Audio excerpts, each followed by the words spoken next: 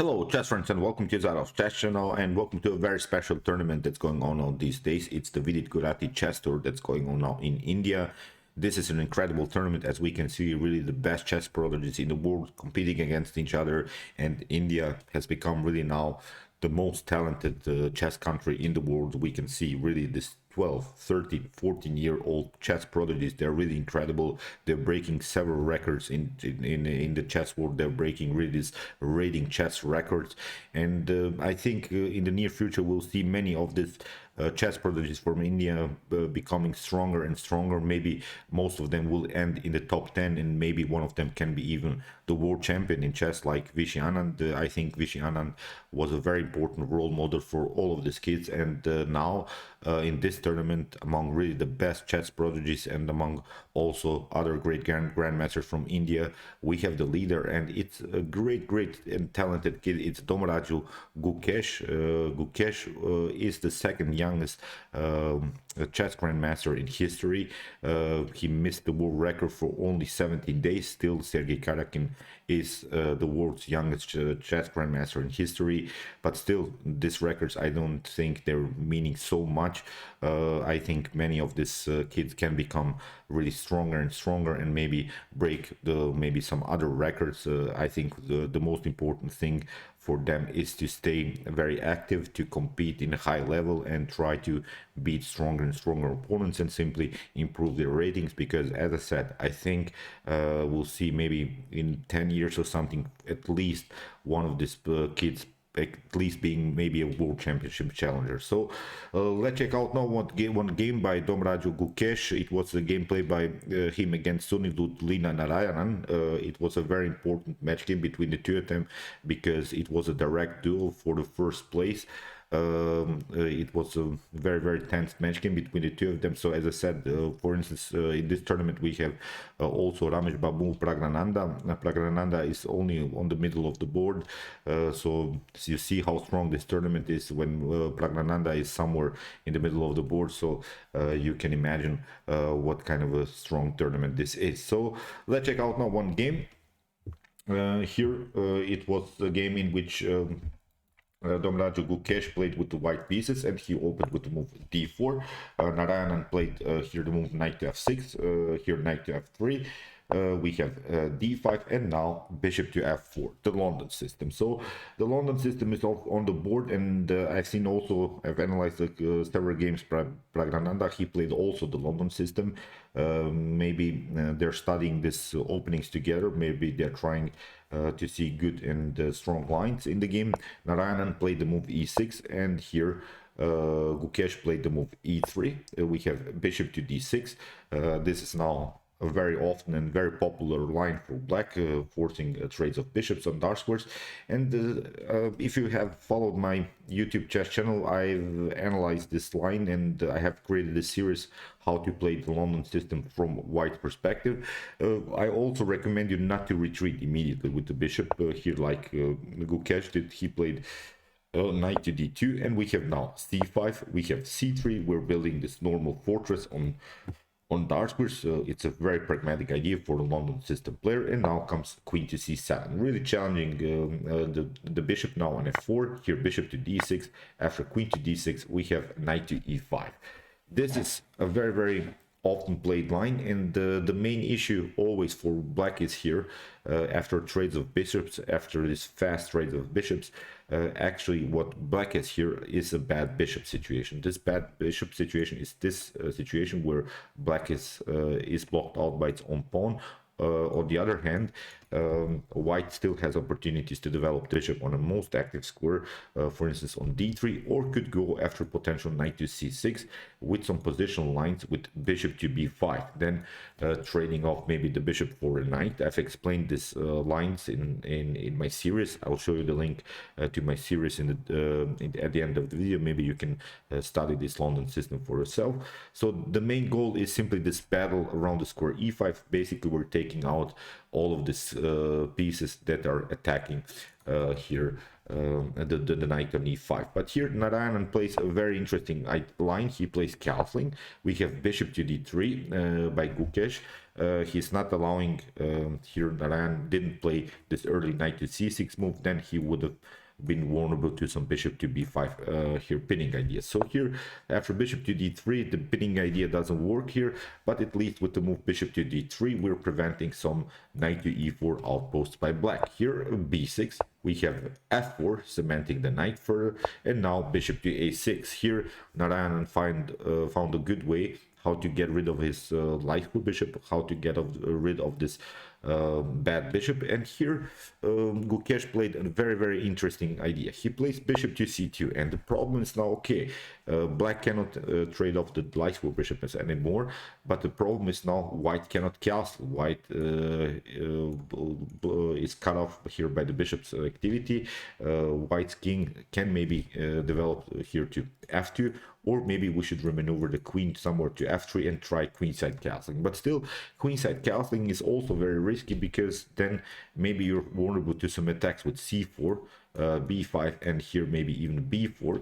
So if you castle queenside, you have already weakened your queenside here with the move c3. So we have, I think, a little bit an endangered king's position for white. But when it comes to piece activity, I think white is much better because of this outposted knight. And the problem is now, if you want to take out the knight, then you risk, maybe if you try something like knight to d7, you see you're leaving then in some occasions the protection of your h7. So the queen could come in and combine with this knight, combine with this bishop, maybe even with some activities by the rook, black's king could be also in danger. So these are the main issues, I think, for both sides here in the game. Knight to c6, Narayanan challenge this here Gukesh knight. We have g4 immediately, really aggressive line. Rook from a to c8, and now a3. Here g5 probably slightly better, because after knight to d7 the problem is now for white, you cannot play the move queen to f3. I just wanted to show you one line how you could really make a mistake. It comes really as a natural idea, this move queen to f3, maybe trying to sneak in with the queen to h3, because if you try queen to h5 then you get g6 and still your queen is challenged. So the problem is now, after queen to f3, don't make that mistake. You get a very nice line, c takes d4. After c takes d4 you get knight to d4, and the problem is now your bishop is hanging on c2. So it's really wild. It's already a dynamic position. So this move rook to c8, very accurate by Narayanan. But after the move g5, knight to d7, I think we can immediately take knight takes d7, and then try maybe knight to f3, and again outpost the knight, another knight here on the square e5, and try maybe new attacking opportunities with queen to g4, queen to h5, maybe rook to g1 and similar stuff. But okay, here a3 played by Gukesh. We have a knight to d7 challenging the knight, and now knight to f3. We have knight takes e5, we have f takes e5, attacking the queen, and now queen to e7. Probably queen to c7 slightly better because of the activity on the c file. Maybe there are some better tactical possibilities. At least we're staying on this long diagonal. We're trying maybe even to break the position with the move f6. But okay, queen to e7, and now g5 played by Gukesh. We have knight to a5 by Narayanan, and now comes rook to g1. The main goal is, of course, the support of this pawn. Then we can play maybe more freely with our knight. Maybe there are even some opportunities to open somehow the g file. So far not possible immediately, but as a long-term plan maybe this could work. And now comes, I think, the main mistake of Narayanan in the game. He plays the move g6, and it was really unnecessary to play this. Maybe knight to c4 immediately, because after move g6 you have maybe blocked out the king side here, but that's actually, I think, what Gukesh wanted to happen. Now you cannot play anymore the move f6. I think the f6 move as a long-term plan should be black's idea, somehow to break here the space advantage that that black is pardon me, that white is built here. Of course, you have to get first maybe out with your king, but f6 would be, I think, the main plan, or continue with your attack, something like knight to c4, because then the queen is forced to play to go here on a passive square. It's the square c1. So okay, still white has of course the advantage of space. White has maybe a very nice slice for bishop, but okay, still black has also very powerful knight on c4, and the queen is now on the file like the rook. So as I said, maybe there are some tactical possibilities and long-term not immediately, but this would be a better line for Narayan. And here, after move rook to g1, we have g6, as I said, and now king to f2. Because of this position, because black played the move g6, now f6 is not a possibility anymore, and you see now the king is perfectly fine on f2. The evaluation is now something like +1 for white, really well stuff. So you see the king is perfectly fine here on the square. Now we have a very powerful bishop's activity. This knight is a flexible piece. Of course, we'll find always good ways somewhere on the board, and still we can support our space advantage then further also with the move h4. So here knight to c4, we have rook to b1. You see, you don't have to play anymore queen to c1 in order to protect this. Now the king is protecting this, and it's a perfect position here for white. So b5, black continues here with the queenside attack. It's a natural idea. We want to break at least the position here, break the pawn chain, trying to sneak in somehow in white's position, trying maybe trade off the rooks and maybe get the queen somewhere here, maybe get this other rook somehow here, because although white has the space advantage here on the fifth rank, it's also now hard for white to attack the position with h4, h5, because if that happens, maybe then black could remaneuver the rooks to the h file and compete on the h file. So as I said, it's not so easy also for white to attack, but positionally white is much better because of this bishop's activity and the space advantage. So here bishop to d3, b4, we have this a takes b4, a takes b4, and now queen to a4 attacking the bishop, bishop to b7, and now queen takes b4. From this point on, it's a better position here for white. Black has lost the pawn. Maybe this was Narayan's idea to somehow break the position, but here after queen to c7, it's obvious that white can hang on to this position. White can hang on to this extra pawn. If you take queen takes b4, c takes b4 could happen, and now still you have trouble to attack this pawn. I think we can attack in the near future also this pawn first, maybe trying something like rook to c1 and getting rid of this very annoying knight on c4. This could be also an idea, and maybe then attack here the a7. So here in the game, as I said, queen to c7 was played. We have b3, kicking away the queen, but now kicking away the knight, and now counter-attack by Narayanan with the move a5, attacking the queen, queen to a4, and now bishop to c6, queen to a2, knight to b6, and now rook to c1. This was pretty much forced. Now after the move rook to c1, at least white is staying on this extra pawn, but still this activity of blacks is sometimes something that black has always to take care of. But still, you have lost the pawn. This pawn is hanging. It's a bad position now for black because as I said, I think the problems started after the move g6. It was, I think, a slightly positional inaccuracy by black. In the game a4, we have b takes a4, knight to a4, rook to b4, and here you see how Gukesh simply improves his backward pawn. Very nice move, because you don't want to stay with this backward pawn like this in the position. Here c4, very important. And now after queen to a5, queen to a3, we have d takes c4, rook to c4, rook takes bishop to c4, and now white is simply up one pawn.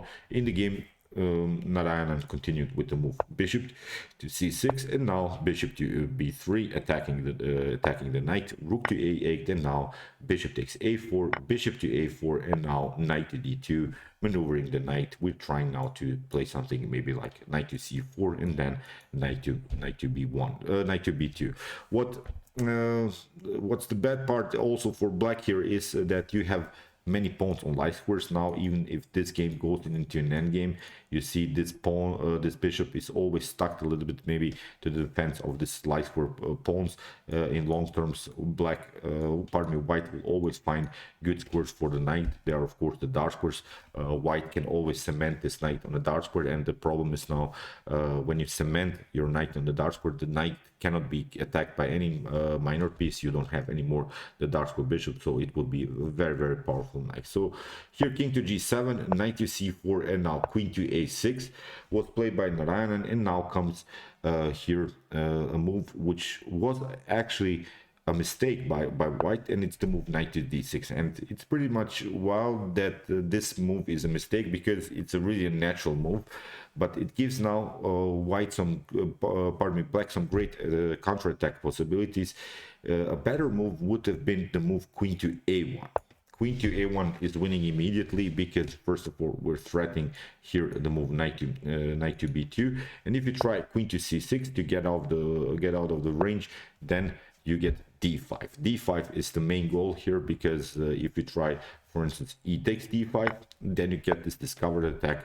e6, you have to move your king, and now we can take. The problem is now if you take with the king, then you get knight to e5. If you go somewhere to f8, then of course you get a check, and also this knight will come very active into the game, whatever you do, so it's game over. What you could do here is to play the move queen to d5, but now we can simply take, and after trades of pieces we're simply up one piece, and it's game over here for black. So it's really hard to see this move queen to a1.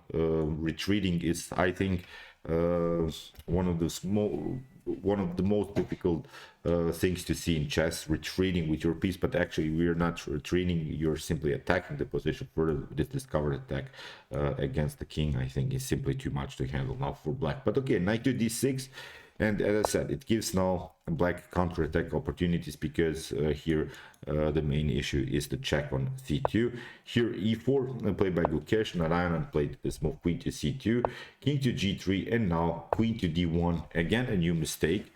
A better idea is simply to play queen to d2, forcing now, I think, a perpetual, because you can maybe take out the bishop, but the problem is now you get a perpetual check here with queen to e1, and then queen to e2. Also queen takes g5 is a possibility, so it would be a drawish line. But you see how one inaccuracy can cost you the game, because here queen to d1 is actually a mistake, because it gives now white some time to get back with the queen, and again it's a much better position now for white. So bishop to c6, rook to c4 attacking the bishop, bishop to a2 now forcing the retreat of the queen, queen to h5, but it's not a problem.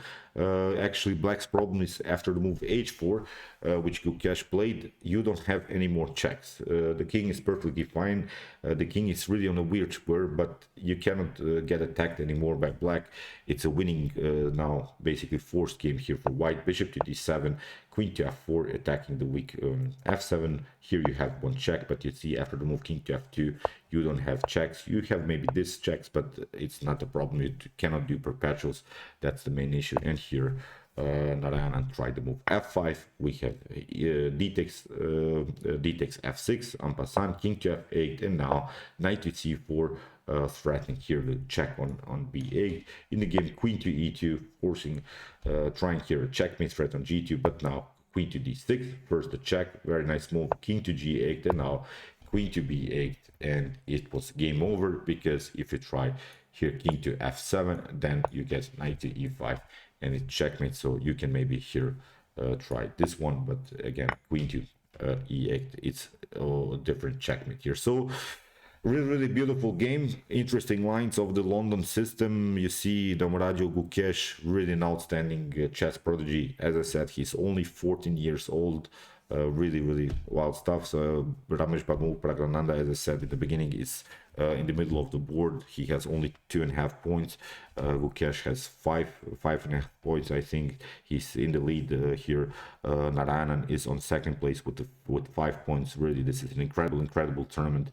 I think many of these kids will see as top grandmasters in the near future. So India is really now I think the most talented chess country in the world. We'll see what will happen. I wish these kids all of the best. Maybe, I don't know, maybe another kid will be much stronger. These ratings are not so important now. I think they have to improve, they have to stay focused, they have to compete against each other, they have to, I think, find their strength. They have to find also what are their problems in their games, maybe if they're opening lines, maybe if they're middle game strategy or something. So they still have, of course, room for improvement, but this, you see how this prodigies can play. This is really beautiful to see. So okay, I hope that you enjoyed the game. Really, I enjoyed it a lot. A great game by the chess prodigy Gukesh. If you want to see more chess talents, I've created this separate playlist with some other players that can be maybe great newcomers in the chess world. And if you want to see maybe the best chess games of all times, check out my best chess games of all time series. Here's also the link. And if you like this content, don't forget to subscribe to my channel. See you soon with some more videos, and chess is the best, of course.